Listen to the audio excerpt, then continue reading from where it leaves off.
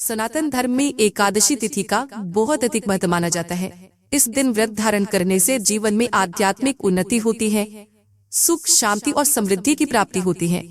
एकादशी के दिन सृष्टि के पालनहार भगवान श्री विष्णु जी की पूजा करने का विधान है और ये दिन उनकी विशेष कृपा की प्राप्ति और उन्हें प्रसन्न करने के लिए बेहद शुभ माना जाता है। हर महीने में 2 बार एकादशी आती है, एक शुक्ल पक्ष में और दूसरी कृष्ण पक्ष में। वैसे तो प्रत्येक एकादशी का अपना अलग ही महत्व होता है, लेकिन आषाढ़ मास के शुक्ल पक्ष की जो एकादशी होती है, जिसे देवशयनी एकादशी कहा जाता है, ये एकादशी बहुत महत्वपूर्ण मानी जाती है। कारण ये है कि पौराणिक मान्यताओं के अनुसार भगवान श्री हरि विष्णु देवशयनी एकादशी से योग निद्रा की अवस्था में चले जाते हैं, जो कि कुल 4 महीने का समय होता है। इसी दौरान चातुर्मास प्रारंभ हो जाता है, जो पूरे 4 महीने तक रहता है। चातुर्मास में सभी देवता सो जाते हैं। ऐसे में सृष्टि का संचालन भगवान शिव जी के हाथों में आ जाता है। वही विष्णु जी की अनुपस्थिति के कारण सभी मांगलिक कार्य रोक दिए जाते हैं। ऐसी मान्यता है कि चातुर्मास में किसी भी प्रकार का मांगलिक शुभ कार्य जैसे कि विवाह, जनेऊ या फिर गृह प्रवेश इत्यादि भी वर्जित माना गया है। मतलब सनातन धर्म में 16 संस्कारों में जो शुभ संस्कार होते हैं, उन्हें चातुर्मास में करने के लिए वर्जित किया गया है। और यही कारण है कि देवशयनी एकादशी बहुत महत्वपूर्ण होती है। बहुत से भक्त हैं जो कि चातुर्मास का व्रत करते हैं, तो ऐसे में देवशयनी एकादशी, जिसे कि हरिशयनी एकादशी भी कहा जाता है, इसी दिन से चातुर्मास के व्रत प्रारंभ हो जाते हैं, जो कि कार्तिक मास की शुक्ल पक्ष की देव उठनी एकादशी के दिन समाप्त होता है। अच्छा, बहुत से भक्त हैं जो कि हरिशयनी एकादशी के दिन से चातुर्मास का व्रत करते हैं, और कई भक्त हैं जो कि आषाढ़ मास की पूर्णिमा से, जिसे गुरु पूर्णिमा कहा जाता है, उस दिन से ही चातुर्मास के व्रत का प्रारंभ करते हैं। तो जैसे हम व्रत शुरू करते हैं, वैसे ही व्रत का समापन भी करते हैं। अगर एकादशी के दिन आप व्रत शुरू कर रहे हैं, तो फिर एकादशी के दिन समापन होगा। अगर आप पूर्णिमा के दिन से चातुर्मास का व्रत करते हैं, तो फिर कार्तिक मास की पूर्णिमा पर चातुर्मास के व्रत का समापन होता है। ठीक है, इसी प्रकार से व्रत किए जाते हैं। चातुर्मास व्रत के नियम क्या होते हैं, पूजा विधि क्या होती है, ये सारी जानकारी तो मैं आपको आने वाली वीडियो में दूंगी। लेकिन आज की वीडियो में आप जानेंगे कि आषाढ़ मास की देवशयनी एकादशी कब है, एकादशी की तिथि कब प्रारंभ हो रही है, कब समाप्त हो रही है, व्रत हमें कब धारण करना है, और पारण करने का यानी कि व्रत खोलने का शुभ मुहूर्त क्या है।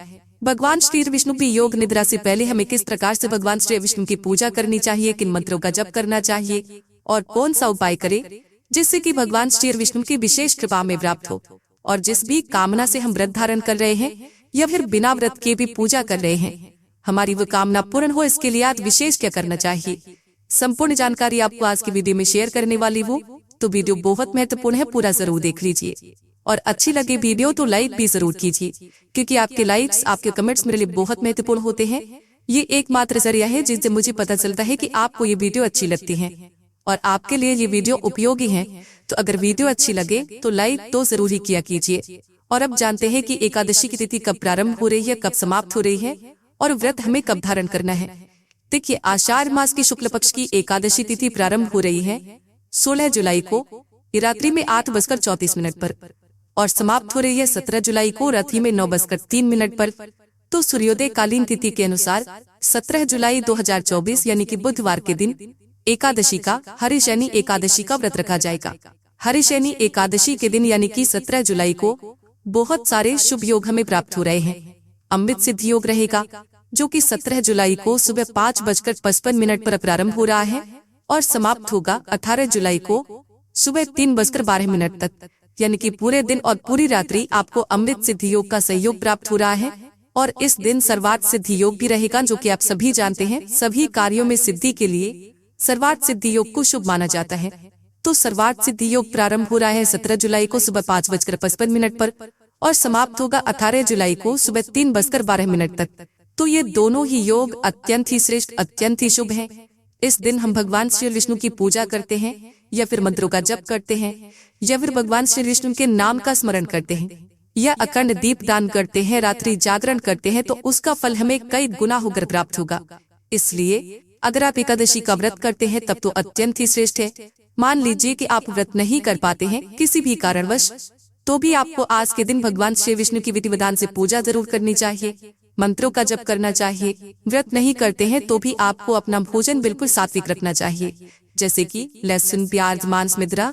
अगर आप बाकी के दिनों में खाते भी हैं तो आज के दिन यानी कि एकादशी तिथि के दिन आपको भूल से भी नहीं ग्रहण करना चाहिए और चावल का भी त्याग करना चाहिए। अब बात करें कि एकादशी व्रत का पारण हमें कब करना है, तो देखिए एकादशी व्रत का पारण हमेशा द्वादशी तिथि में किया जाता है और द्वादशी तिथि प्रारंभ हो रही है 17 जुलाई को रात्रि में 9:03 पर और समाप्त हो रही है 18 जुलाई को रात्रि में 8:44 पर। तो एकादशी व्रत के पारण करने का जो शुभ मुहूर्त आपको प्राप्त हो रहा है 18 जुलाई को यानी कि गुरुवार के दिन सुबह 5:30 से 9 बजे तक। ठीक है, इसी शुभ मुहूर्त में आपको अपना व्रत खोलना है। तो अगर आप एकादशी का व्रत करते हैं तो 16 जुलाई को आपका दशमी तिथि के नियम का पारण आपको करना होगा। दशमी तिथि को शुद्ध और सात्विक भोजन लेते हैं और अगले दिन एकादशी का हम व्रत करते हैं। व्रत आप फलाहार के द्वारा भी कर सकते हैं, चाहे तो निर्जला भी धारण कर सकते हैं, जैसी भी आपकी शारीरिक क्षमता हो। अगर आप फलाहार से करते हैं तो फल में आप कोई सा भी फल खा सकते हैं, दूध ले सकते हैं, फलों का रस ले सकते हैं, मतलब फलाहार और जलाहार के द्वारा आप एकादशी का व्रत धारण कर सकते हैं। फिर अगले दिन द्वादशी तिथि में अपने व्रत को खोलना चाहिए, व्रत का पारण करना चाहिए। ठीक है, इसी प्रकार से दशमी से द्वादशी तक के नियम होते हैं। इन नियमों का अगर हम सही प्रकार से पालन करते हैं और भगवान श्री विष्णु की पूजा आराधना श्रद्धा भाव से करते हैं, समर्पित भाव से करते हैं, तो एकादशी व्रत का संपूर्ण फल हमें प्राप्त हो जाता है और जिस भी कामना से हम व्रत धारण करते हैं हमारी वो कामना भगवान श्री विष्णु की कृपा से अवश्य ही पूर्ण होती है। तो दोस्तों, ये है आज की वीडियो जिसमें देवशयनी एकादशी व्रत से संबंधित संपूर्ण जानकारी मैंने आपसे शेयर की। उम्मीद करती हूँ आपके लिए उपयोगी होगी। एकादशी व्रत की कथा और पूजा विधि के लिए चैनल से जुड़े रहिए और चातुर्मास का व्रत आपको किस प्रकार से करना है, सावन मास का व्रत आपको किस प्रकार से करना है, इसकी जानकारी आपको आने वाली वीडियो में मिलेगी। तो चैनल से जुड़े रहिए ताकि ये सभी जानकारी आपको सही समय पर प्राप्त हो। मिलती मैं आपसे अगली वीडियो में, तब तक के लिए जय शिवरात्रि।